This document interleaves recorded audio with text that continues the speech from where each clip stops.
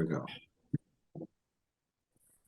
Hello, I am Alan Leeds, Hall of Fame member and certified management professional from the IASP, or the International Association for Strategy Professionals. And I work with organizations in deploying strategy using an agile, automated, and metrics-based approach. And I am Chris Schaefer. I'm a certified consultant in conscious capitalism.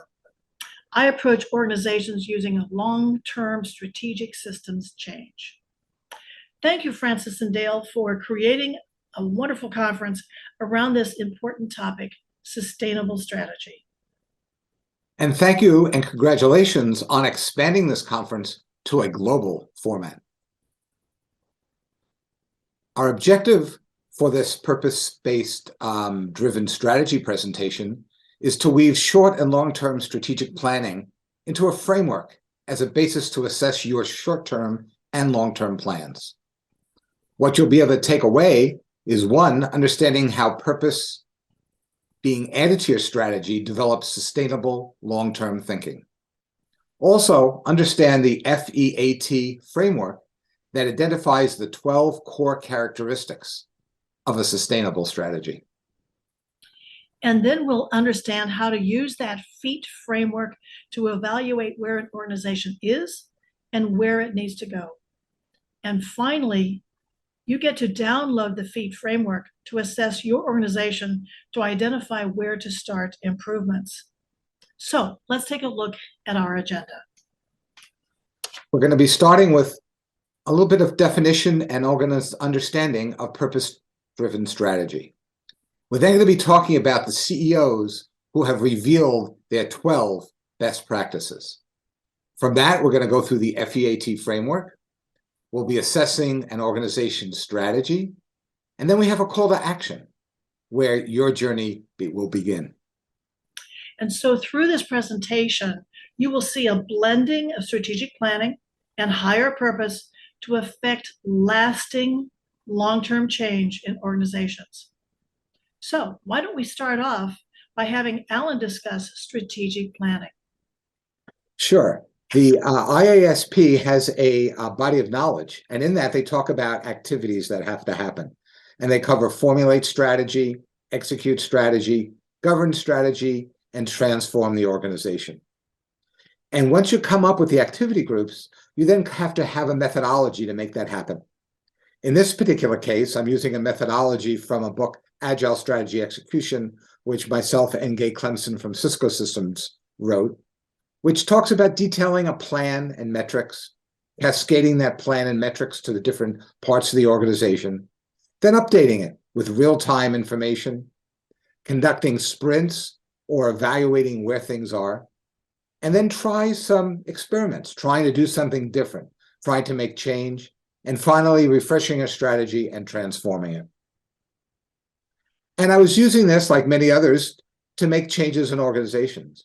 And then about 3 years ago, I went to Zimbabwe, and I worked with the largest bank there and their leadership teams, and they had an awesome strategy. It was about 50 pages long, and they had very strong mission and vision statements.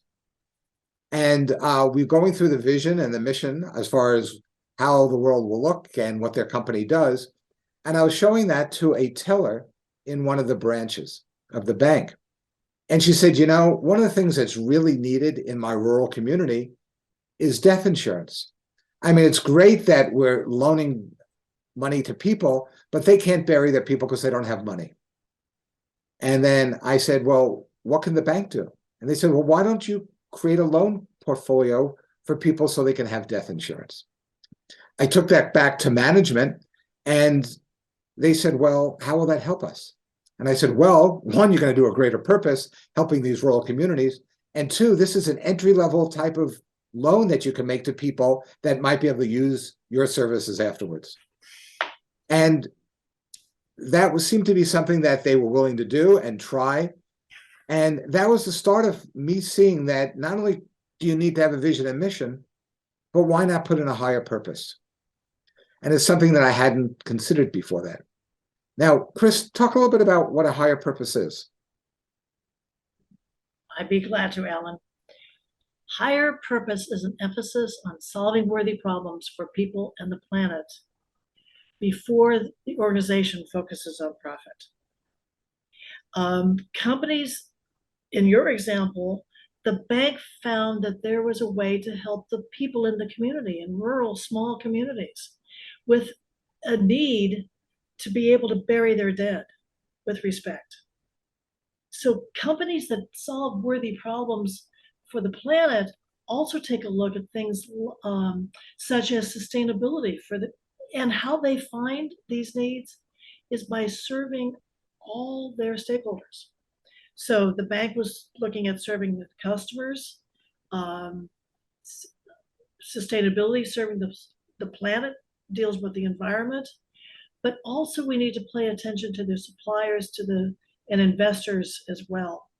So I want to give you an example of a company, Interface Carpet, that more than 20 years ago wanted to become carbon neutral. That would help the planet. And they could not do that without having like-minded suppliers who also wanted to have that same passion for saving the planet. They found one supplier who actually uses recycled wasted fishing nets, and another supplier who reduced the use of petroleum by using biomaterial in the carpet fiber that they sell to Interface. Now that is strategic work. In essence, we call them purpose-driven organizations. This concept of purpose guiding an organization is, first of all, a movement. There are other companies and other organizations, stakeholder business, stakeholder orientation, et cetera, who are solving these problems, worthy problems. Secondly, it's a global focus. So an entire country like Scotland for over 20 years has had a commission to study the impact that having a purpose has on business in Scotland. 97% of businesses in Scotland believe that purpose helps to give them better business results.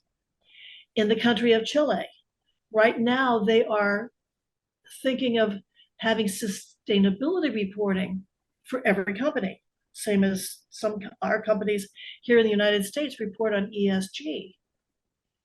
Chile is trying to get in front of this by providing consistency in reporting, and that all the reporting is done honestly.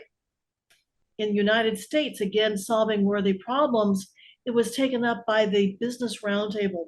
Now that's a group here in the United States of the largest publicly held corporations.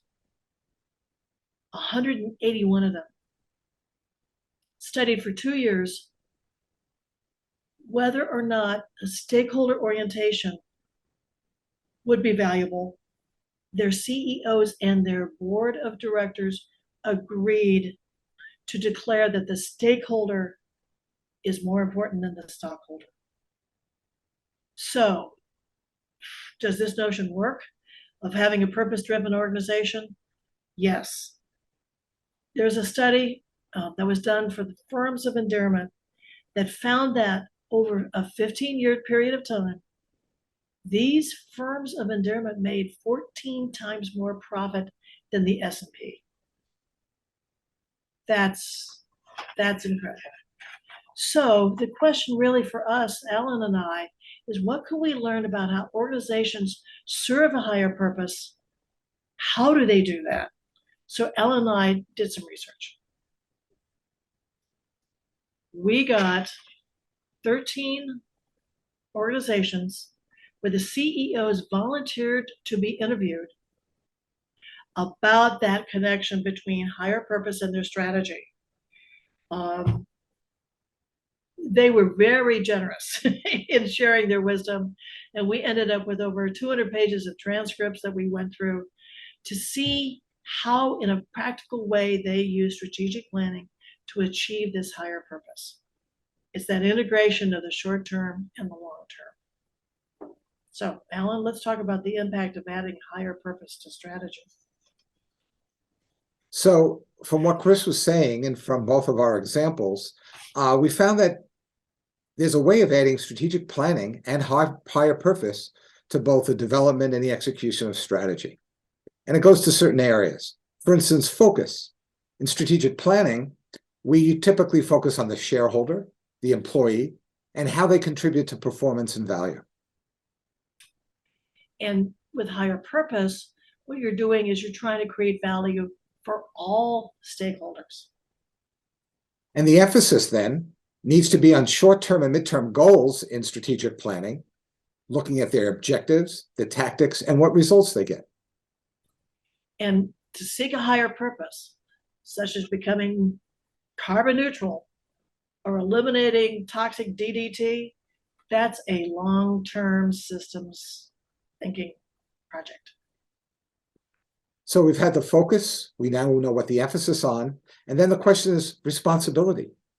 And traditionally, strategic planning looks at the employees who are responsible, the customers who you're responsible to, and of course, the shareholders.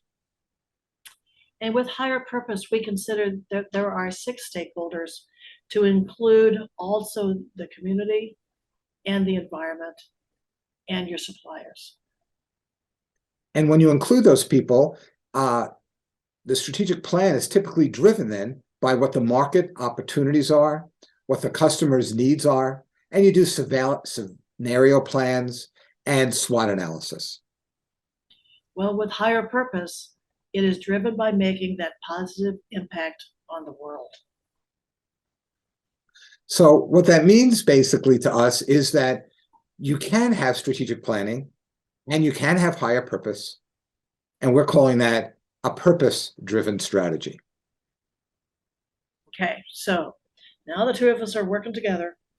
Our job was to find out how other organizations from conscious capitalism use or don't use strategic planning. And here are their stories. So in the first phase of the FEAT model, called Formulate, we found that there was a need and a method to gather, synthesize, and manage vital information to help develop organization and department plans and actions.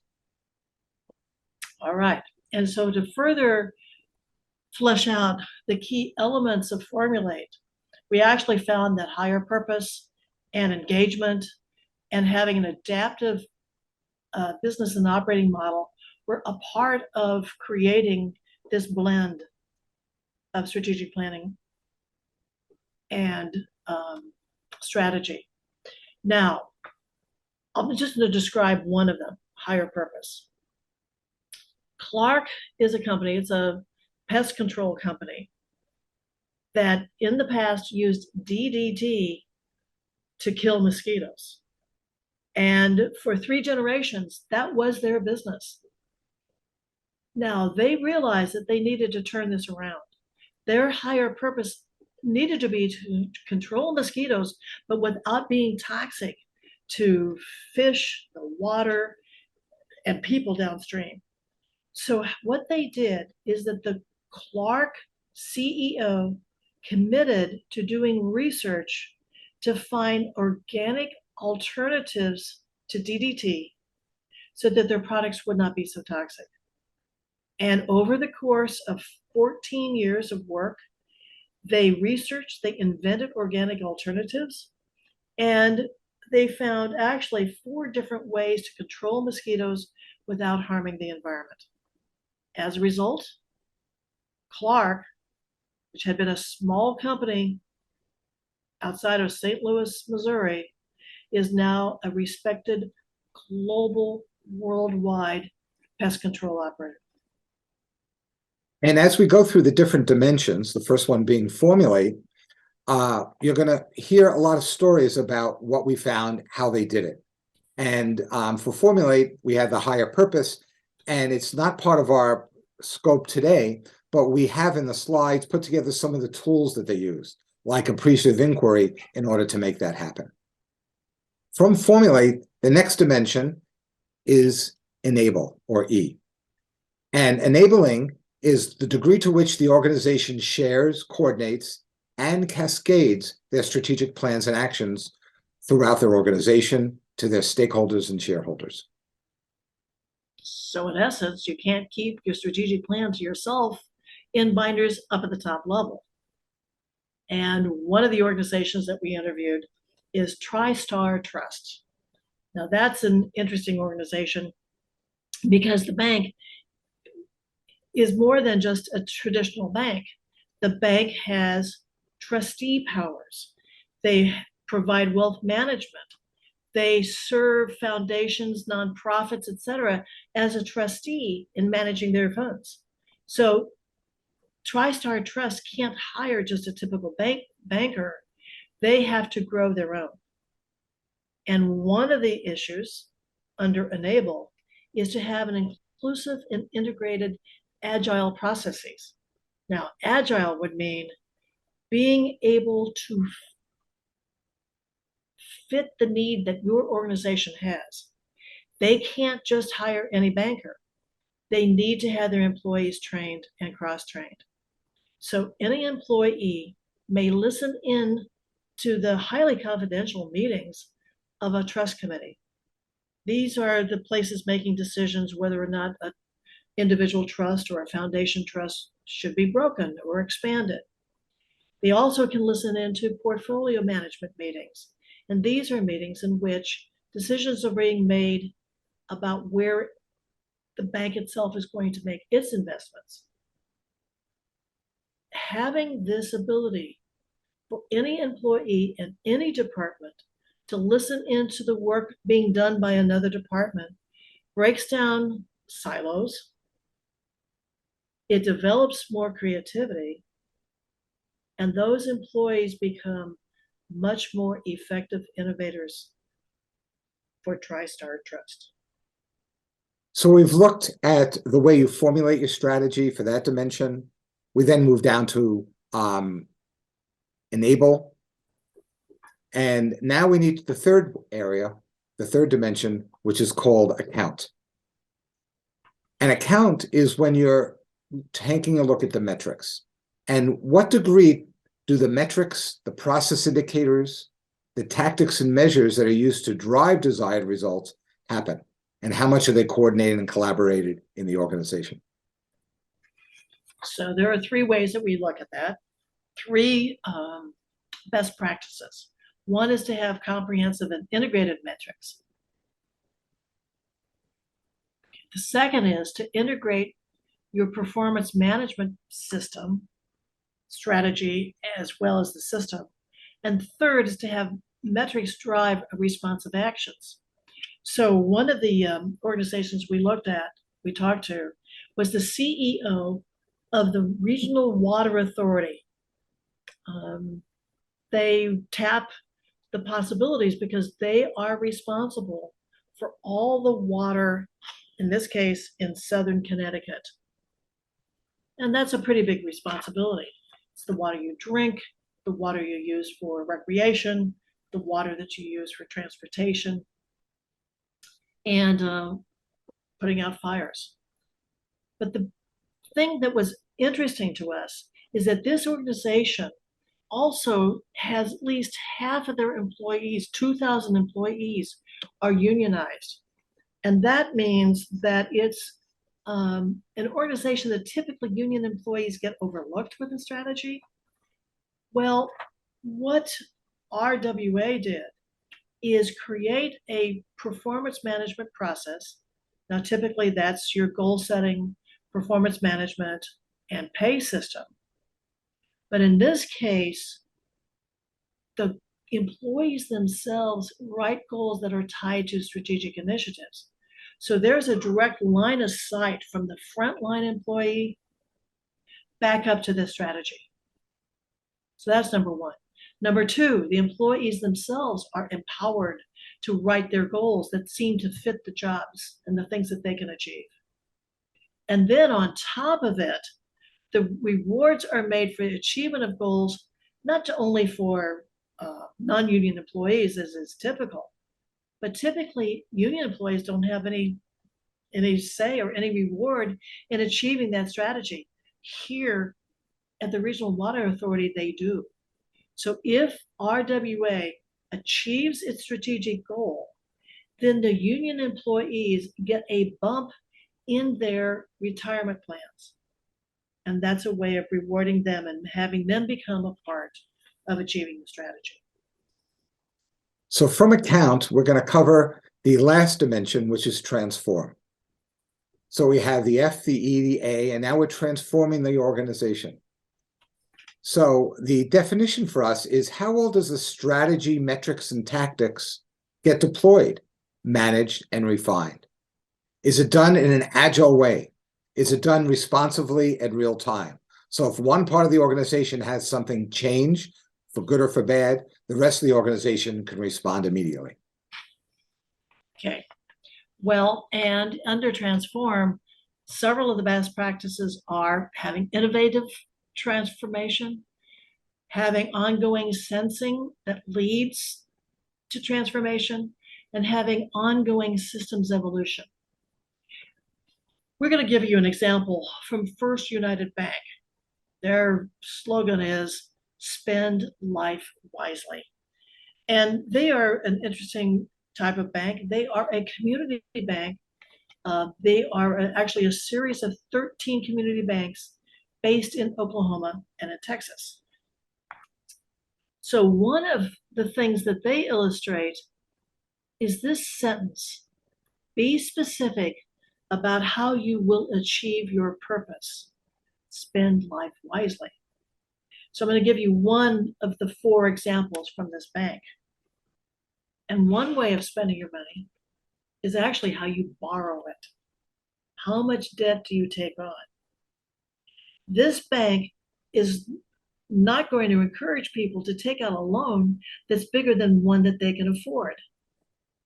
They could build a portfolio of loans and tout themselves as being big, a big bank, but that's not good for the customer. And so one of the things they do is help the customer become financially wise. So this community bank is a solid bank. It's got a wonderful portfolio of loans and assets, and their profit actually exceeds 92% of other similar banks. It's amazing. By paying attention to the customer, you've actually made money, and you put that customer first. So I hope that these 4 case studies have brought to life the meaning behind these 4 dimensions, feet, and that several of the characteristics of in each one of those 4 dimensions. So now we're going to show you how all of this rolls together. So for the feet framework, as we talked about, there are 4 dimensions: formulate, enable, account, and transform. And we talked about 3 different ways of organizing the different characteristics that are needed, like higher purpose engagement. And these 12 core competencies or categories are things that we need to measure. And we can measure this within these dimensions, which are formulate, enable, account, and transform. Now, we're working with several organizations that said, okay, that's great. We can measure where we're going. We can see what we're doing to improve, but we need a yardstick. We need a way to measure and assess how we're doing. And can the feet framework work on it? So we've came back with a yardstick, a way of doing an assessment. And what the assessment measured is the maturity level of an organization within these 12 different categories. The lowest level is emerging. And in that case, we see that the company or the organization is purpose-driven leadership, but it's done through the top. It's not really embraced or rolled down yet to the rest of the organization. In other words, it's more accidental culture. So all of these different feet models would then be from an emerging standpoint. As the company matures, they start managing those processes. So they establish repeatable and utilized processes throughout the company. but it's not consistently used. Some organizations, they are whole hog, whole wild into it, and they make it happen. Some organizations, well, they're a little bit more laid back on those organizations. When a company then becomes integrated, or the third step, their processes are not only repeatable and established, but they're uniform. And the way they engage all their people is uniform in both the processes and systems. Finally, after we have a CEO that drives it, we have managed processes, they're integrated throughout the organization, they become optimized. And this is a difficult area because it's responsive. So if one area has an issue or things are going well, the rest of the organization has to instantly and agile respond to that. So they have responsive deployment of agile processes and systems. And from that, we'd like to now present how an organization has taken the FEAT model and applied the maturity levels through 12 questions to be able to evaluate where they are and where they need to be. So these are 2 of the 12 questions that are asked, and these are in the formulate dimension. The first is, which of the following best describes the organization's purpose? So we've talked about purpose, and now we're going to look at exactly what that means. So Clark had a purpose and they implemented it. So where would they fall in this dimension? Is the organization purpose primarily focused on maximizing the profit? Is it an organization view that has a defined mission and values and discrete aspirational projects like ESG, DEI to improve are defined? So the first is the organizational leader does it. The second, the organization now is picking that up. And the third, it's integrated. We have a mission, vision, and values to its higher purpose, which is communicated and widely accepted and understood. And each department has processes and systems to make that happen. The last step, or the last level of maturity, would be that the purpose is embraced by all organization stakeholders and it guides all activities in all departments. And if one organization or individual strategy is behind or ahead, the rest of the organization corresponds and moves to it. So this is an example of one of those categories and the different 4 levels of maturity. And that can be applied to all the different other areas. Now, this organization then started to take a look at where they were. And they found that they had an integrated mission and values, and they had a purpose that was integrated, and it was communicated and widely understood. But they saw an opportunity to take that purpose and make sure that everybody is online and in sync with where they are. So if one department's strategy gets behind, the other organization can help pitch in, help do it, or refine what they need to do. So the organization then went around and they took a look at each of the 12 areas, where they were, where they needed to be. And for the second question then, they found that the departments have agile, flexible processes, but what they could do with the room for opportunity was to embrace changes through refinements. So not only does departments have it, but now organizations. So that's what they wanted to improve. So you have a lot of organizations that are looking to see how they can improve what they need to do. And one of the questions is, how is this maturity model different from a basic questionnaire? Because a basic questionnaire gives you just a number on a scale. It says your purpose is a score 4. But what this maturity model does is the actual responses are designed to give the rater not only a score, but a description of what they are choosing and therefore what they need to do better. So if they're going to work for C, they can look to see what's open for D, and therefore they can improve what their processes are. Now, what this organization said, that's fine. We have 12 different responses. How do we summarize this? How do we report on it? So what the organization did is they plotted for those 12 categories where they were. So if you remember in the first category, there were 3 and they wanted to be a 4. This is the gap. The red shows where they're currently, the green shows where they need to be. And by scanning it, they could see where they are and what the gap is for these different questions. That organization then chose to focus on the framework, the beginning of the process. So they looked at questions 1 and 3. That's what they wanted to work on. And so they started to develop programs and processes for that. Now, certain departments also said, well, where are we compared to the other departments? So there needs to be a way of taking that information from a question and applying it to defeat different areas or departments or divisions or to levels. And in this particular case, they can track that for this formulate area, they were this level and they want to be here. And they saw that in the enabling state, they were pretty good. They don't need to work on that. And so this is a way this organization was able to use FEAT not only to assess the departments, but they can also assess and come up with different action plans based on the differences between them. It sounds like a great assessment, but I guess my question is just how, agile is this assessment? Can this maturity model slice and dice the data by department or level or stakeholder? Yes, great question, Chris. And that's what this company is doing now, is they're giving the assessment to both different levels and different departments. And they'll have a graph to show what one department feels versus another. So they can have customized programs for marketing or sales or whatever departments they want to work on. So the question is now we have a free framework. We can see how it can be used to assess and evaluate where a company is, where they need to improve. The question is, what are the steps to use it?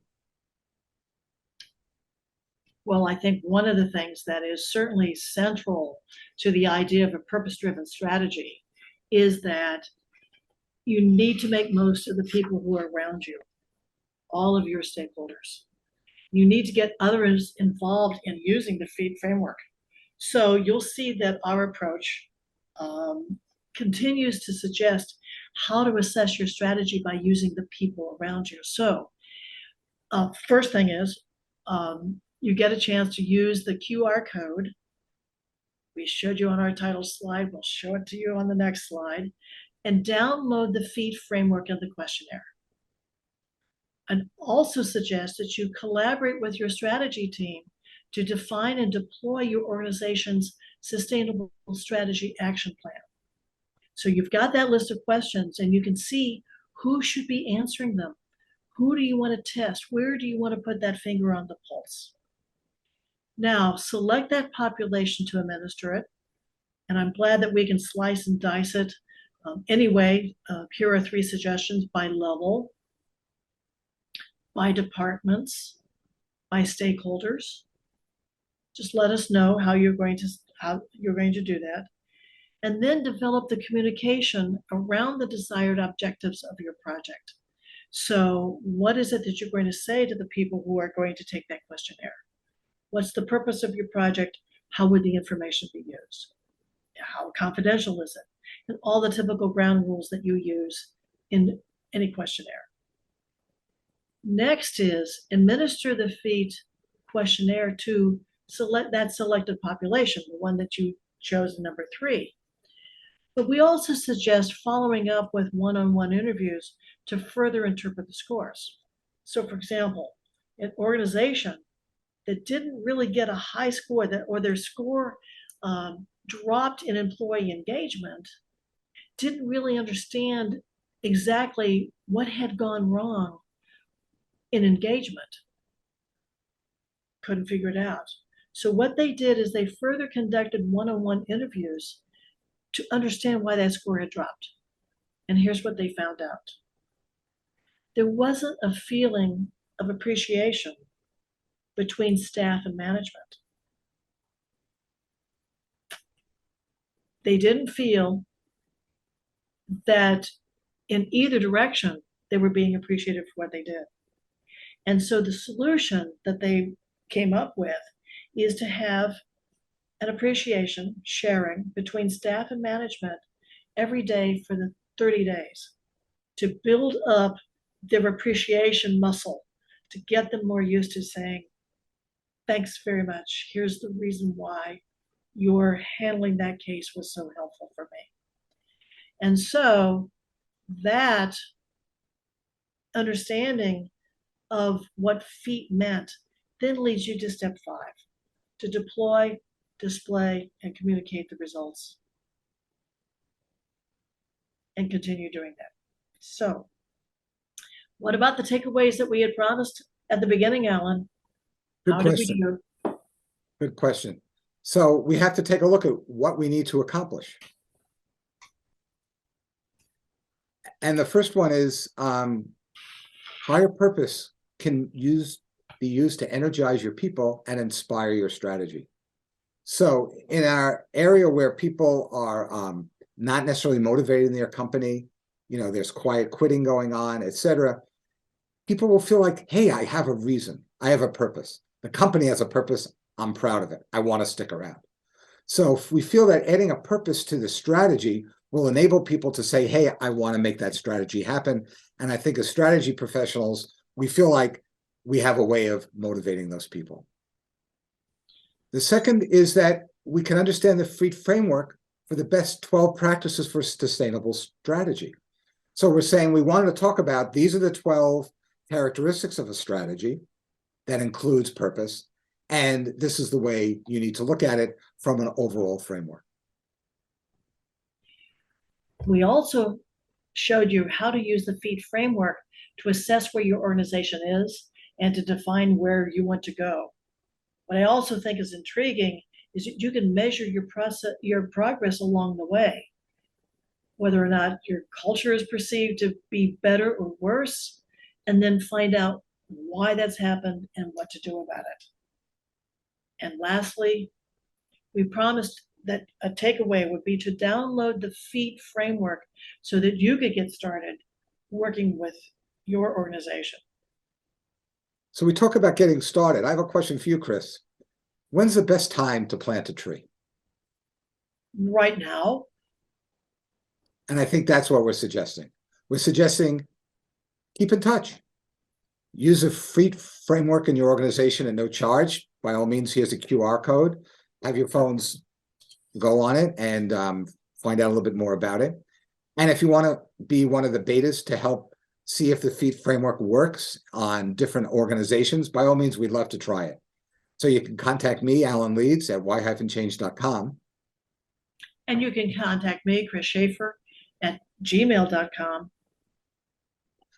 And from that, we'd like to say, have a good afternoon or morning or evening, whatever time zone you're in, and keep up the work for sustainable strategy.